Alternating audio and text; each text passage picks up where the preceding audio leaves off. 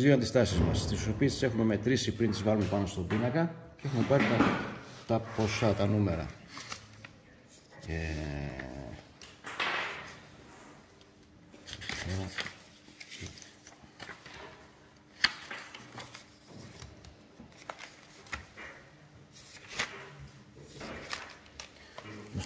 Για να μην το ψάχνω, επειδή δεν θυμάμαι τα νούμερα. Η μία μας βγήκε ρο 1 1,5 όμερ και ρο 2 είναι στο 1,6. Ωραία, έχουμε δύο αντιστάσεις λοιπόν, 1,5 και 1,6 όμ. Ωραία. Για να πάρουμε το συνδεδεμένες παράλληλα. Παράλληλα. Για να πάρουμε το ρο υλικό, ρο υλικό είναι 1,5 και 1,6. 1,5 συν 1,6.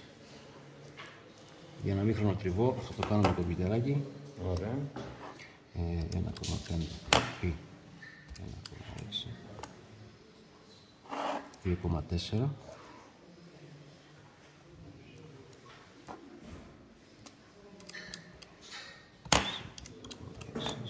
3,1.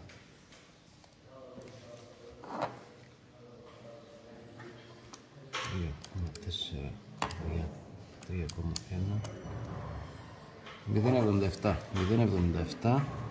Οπότε η συνολική αντίσταση είναι 0,77 όμ. Ωραία. Για να του βάλουμε ρεύμα τώρα, μια πηγή της τάξης του 5 βολτ. Ας μην τα πειράξουμε τις σειρικάδες.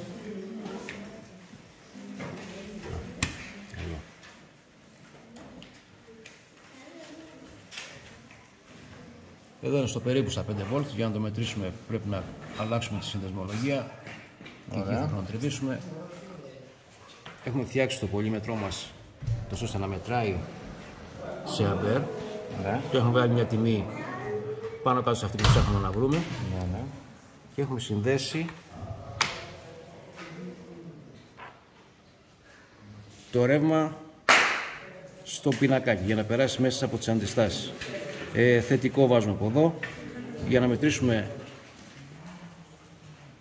Στην προκειμένη περίπτωση πρέπει να βάλουμε το πολύμετρο μέσα στο κύκλωμα.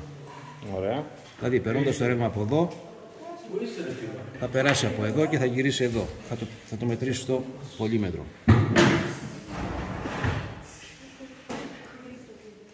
Σταθερότητα είναι ένα θεματάκι. 6,4. Όσο το κοινό θα ανακατεβαίνει, αλλά 6,4 είναι περίπου.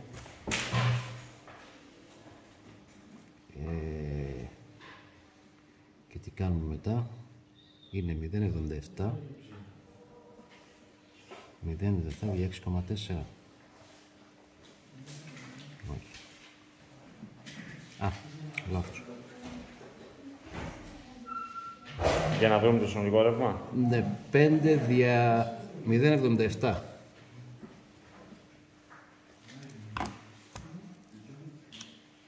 5 δια 0,77. Υπάρχει μια απόκληση γύρω στο 5% όσον αφορά που είναι μια λογική απόκληση. Ναι, άρα το κρατάμε στο 6,4 που βρήκαμε και στο πολύμετρό μας. Αυτά. Ωραία. Τι άλλο? Ευχαριστούμε.